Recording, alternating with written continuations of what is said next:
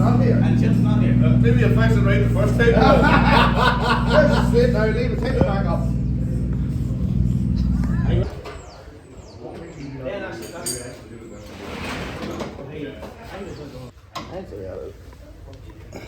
What doing?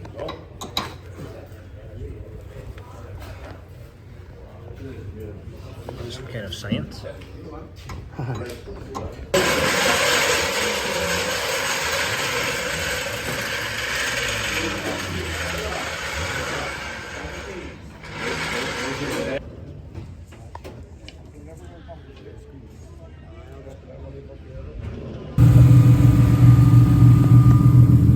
Bloody kill him. Ready for bloody practice. Some kind of squat.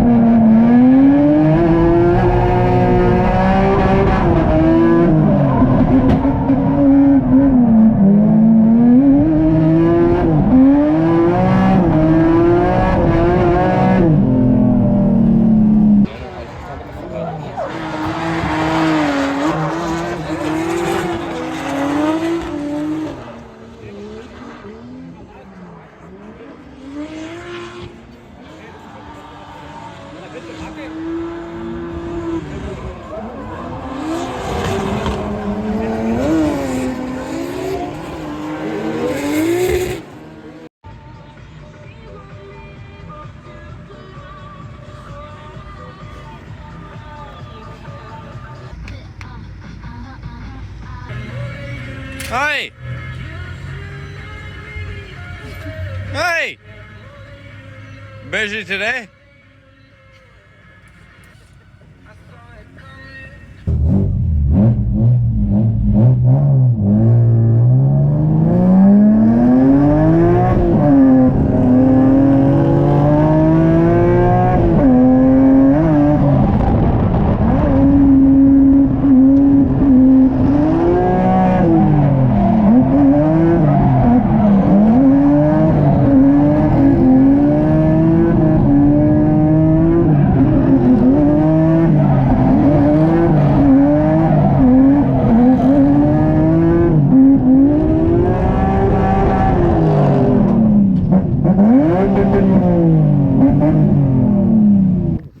You didn't see us here. This makes the car look very cool.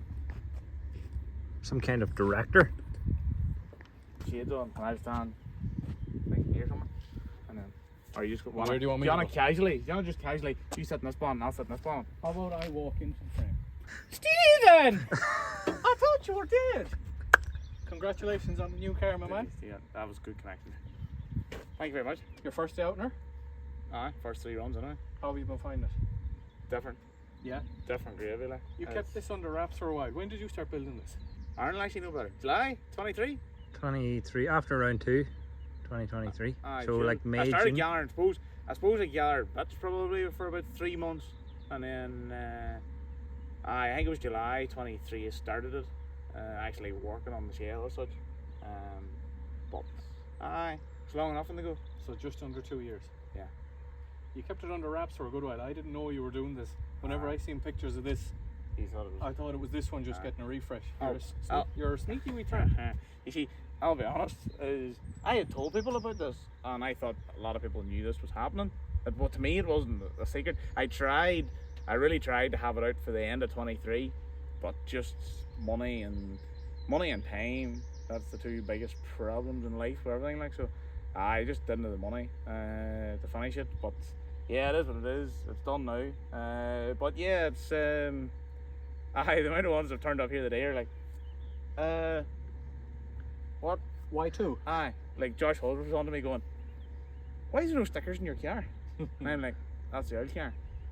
What do you mean? I go, the new car down the pit. Huh? And then he's telling me Cian Leonard rang him and goes, Cian Leonard rang Josh and goes, oh, you're meant to be out for practice. Your group's out there now. And he's going, no, our group's not out for an hour and a half hour. No, you're out there now. I've seen Halfordy out in his estate. Halfordy's out in the track there now. You need to be us, your group. He's like, no, that's not all. It's Halfordy's car, but it's not him. You're like the Irish Peter Vincic. I don't know, no. I'm like the poverty spec Peter Finchik. What's been the biggest change, right? Going from 300 brake to 500 brake, or going from NA to all the boost? The biggest thing is quite the power, the torque. Like it's nearly, unless you've went from that like 300 horsepower NA till over 500 horsepower turbo with nearly 500 foot-pound of torque. You don't realise how much.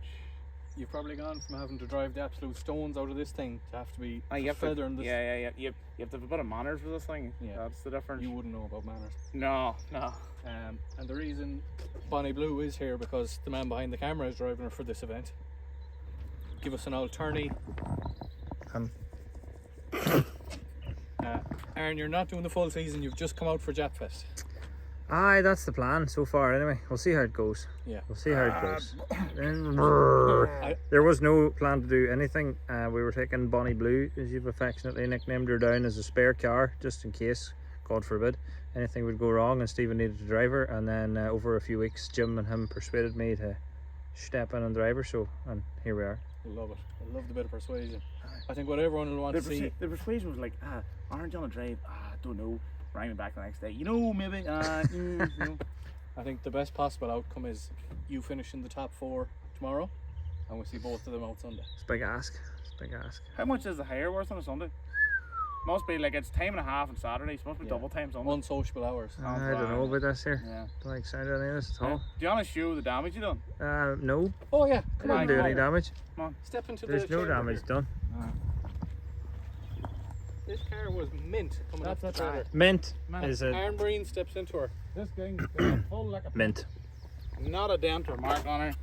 And a matter of hers. What time did you start practicing this morning? What doing? Half 10. Half 5 maybe. I was up this morning out for practice. No, that didn't happen to the nursing. No, the sun was in my eyes, and there was actually a wee child ran across at the wall, and then he was carrying the bus full of he children. was carrying a baby, and the baby was carrying a box of kittens, and all I could do was hit the wall. It's a good excuse. It's probably the best one I've heard. You know, I think it's fine. I think it will polish out. Well, look, boys, best of luck to you both. I'm very excited to see both of you going Sunday morning, top 32 against each other. Wow. That'll be one for the YouTubes. Yeah, good. The YouTube channel. Hey, Yo, all chops. we need now is a wee John Hickey. And if John Hickey was to turn up here with a 3 blue estates. 3 blue estates. Would that be a first time ever in Mandela Park? Who knows? Tune in next week to find out.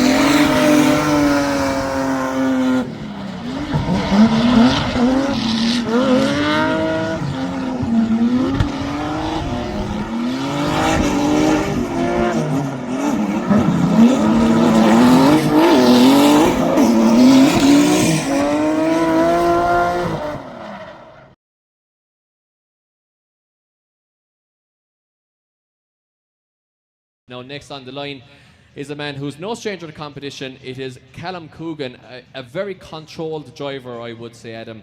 And you never think that your heart is never in your mouth when Callum is on track. He always looks so in control and so ahead of the car. Absolutely, I saw him throughout practice there just before qualifying kicked off, and he does look very comfortable in that E36, and he's pushing around here in Mondello, trying to get into every zone as he was leading and chasing drivers to get ready for his runs this weekend.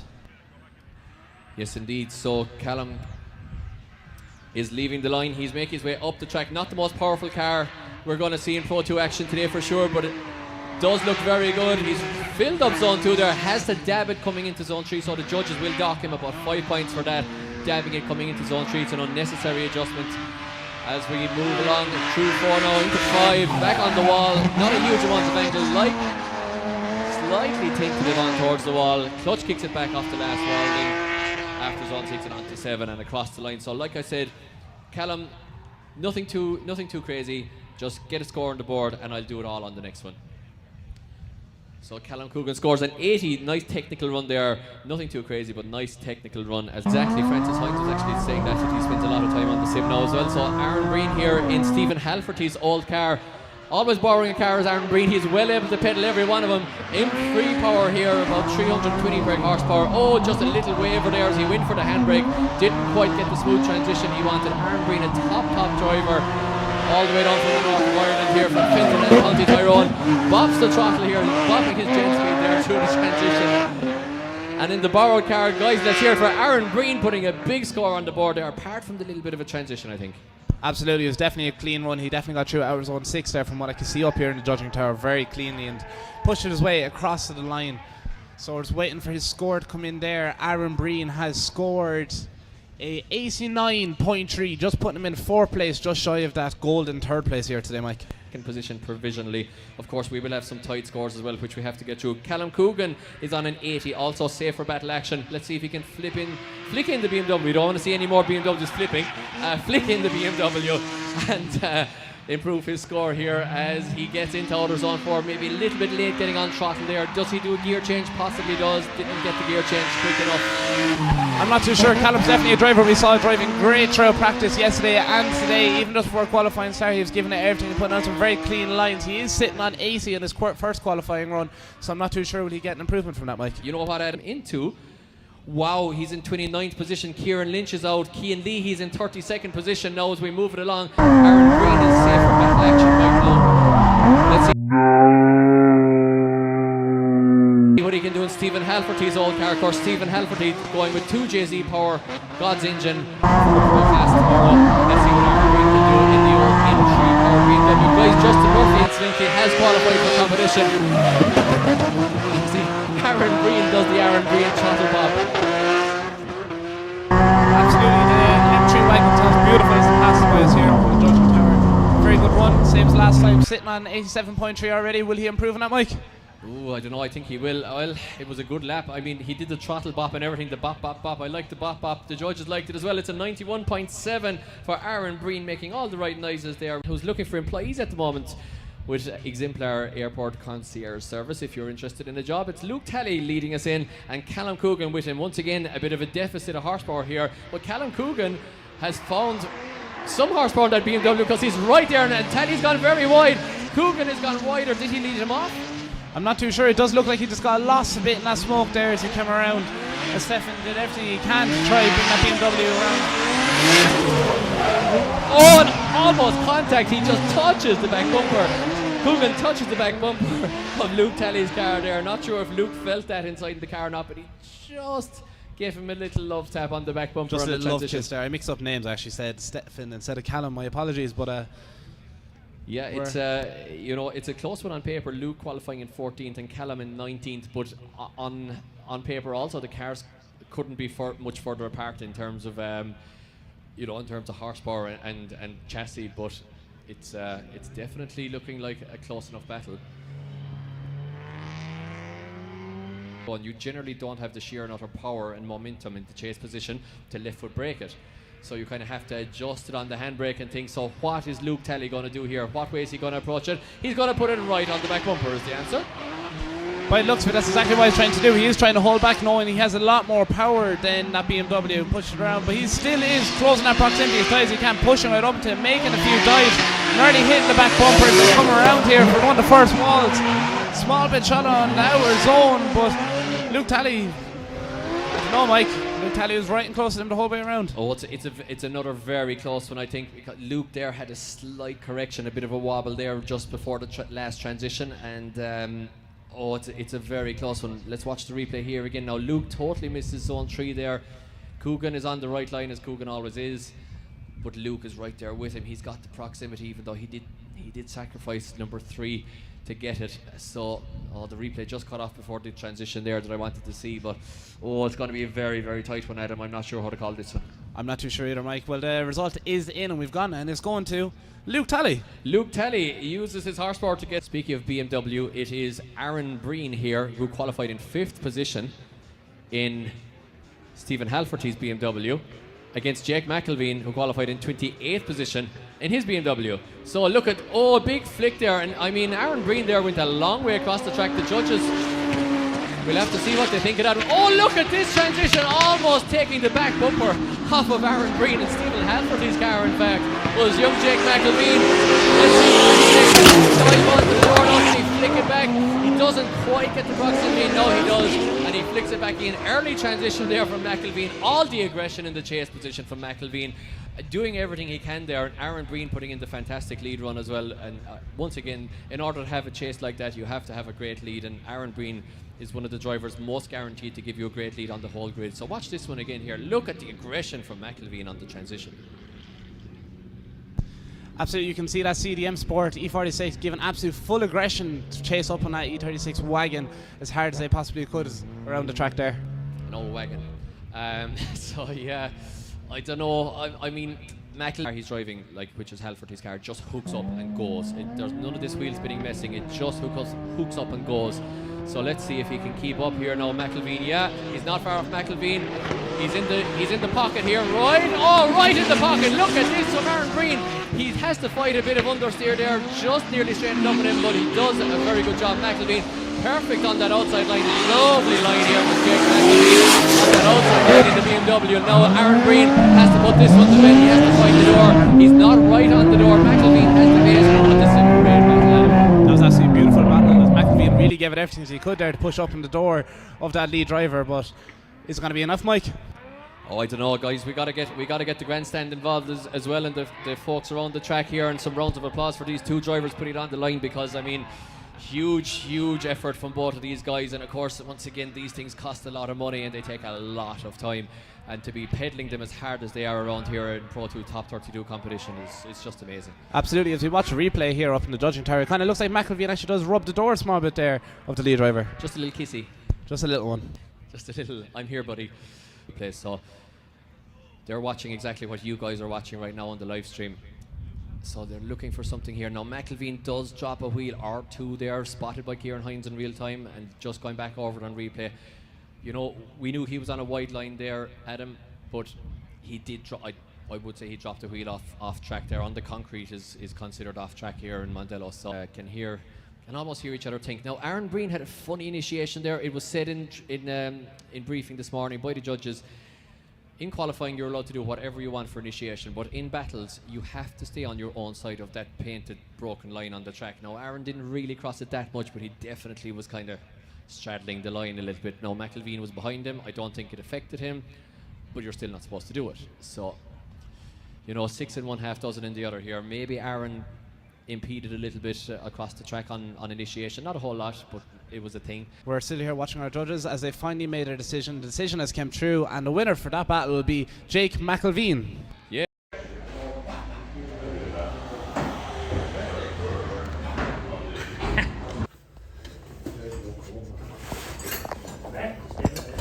I don't know how you broke this down.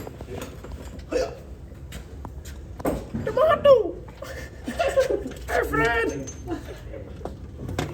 Don't let that touch the thing.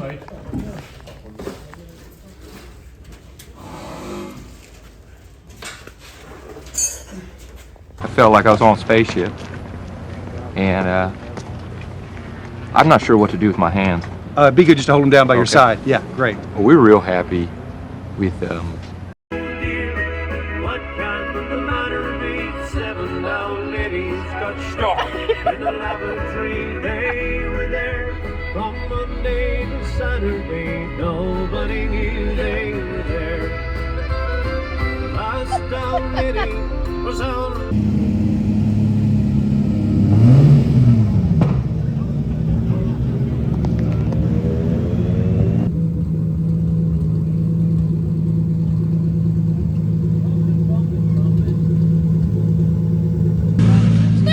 Hello.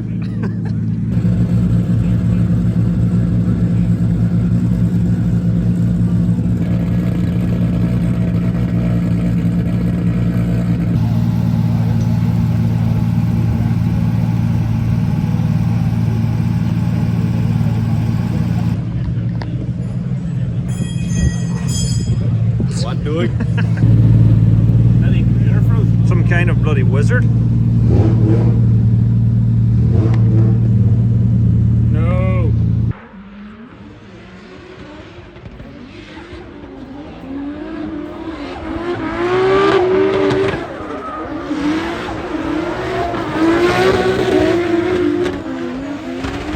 Just can't get there. Straight to off.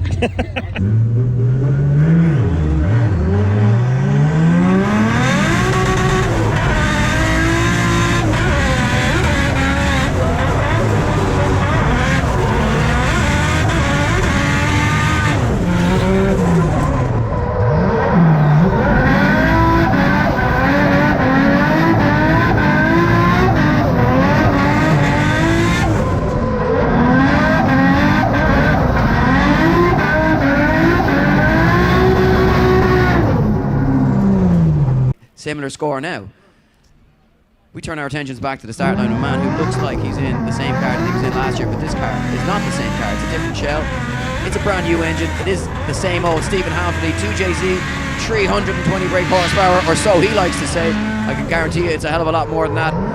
But debuting in the car here this weekend is Stephen Halferty, and finally has the power to back up the consistency and driver ability, but does wash a little bit as he comes by that final long pull through that outer zone. He's come through the grandstand. That will hurt the score a little bit, but a strong run there from Halferty overall. It's a 71.3 for Stephen Halferty, so he'll be looking to improve. So we move it along. Stephen Halferty is just on a 71.3. My pick of a dark horse for the championship if his 2JZ swap works out for him in the first year.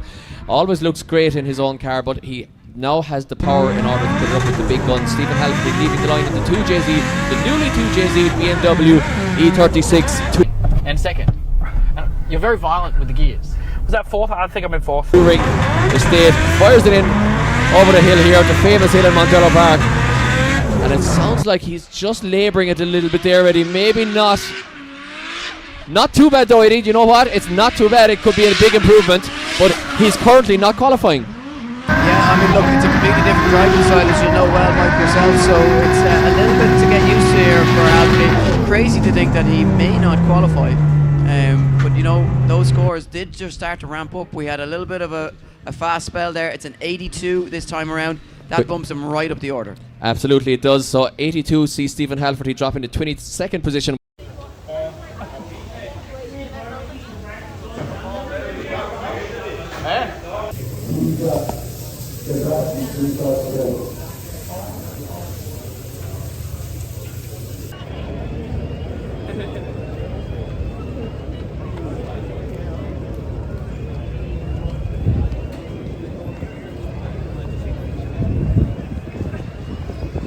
We'll go back to the start line where a very interesting battle awaits us. Harry Kerr in the borrowed car to take on Stephen Halferty rather in his new car, same chassis as before, but new engine underneath the bonnet. He's that new build. These will be good buddies as well, Eddie. They're very good buddies, and know each other's driving style very well. But basically new machinery for both drivers here. Harry, of course, second in the championship last year. Halferty, former Pro 2 champion, back in the Sprint Games Nationals. But a big straight in there for Halferty. Looks like he shuts it down, Mike. He shut it down. Yeah. Problems possibly with the car. Very unfortunate. with Stephen. Hasn't had a massive amount of time to test that car. I think only one day out up until this point, so possibly just dealing with some gremlins. But yeah, it's so common to see in a new build, and these cars are generally built at home, and you know, I thought he looked like he might have been lacking a bit of horsepower as well there. Typical Stephen Halferty would be right on the door there and would be, you know, on the outside zone, and yeah, so it came to pass. Definitely an issue there. Hopefully nothing too major for Stephen Halferty. Could be as simple, Eddie, as a blown off boost pipe. Put the 2.9.5, put 20 PSI in them.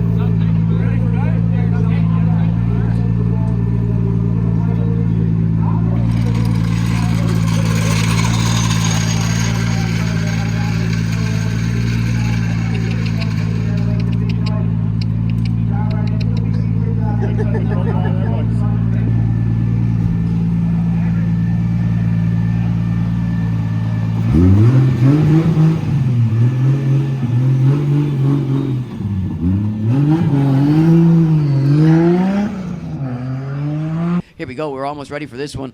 Yeah, so 10-0 advantage here to Harry Kerr in the lead position. Stephen Halferty, or in the chase position, sorry. Stephen Halferty in the lead position has it all to do, and he can't do a whole pile about it here. Ed just put in a perfect lead run. Yeah, he just has to be as good as he can be and hope for a mistake behind him, which is few and far between from Harry Kerr. He doesn't make a whole lot of mistakes. Here he goes, dives onto the door. Look at hard this. Onto the front brake goes Stephen Halferty. And Nathan Corcoran, cover your eyes because your car has been used as a missile here right now as it throws it onto the door of the E36 Touring, and across the line they go.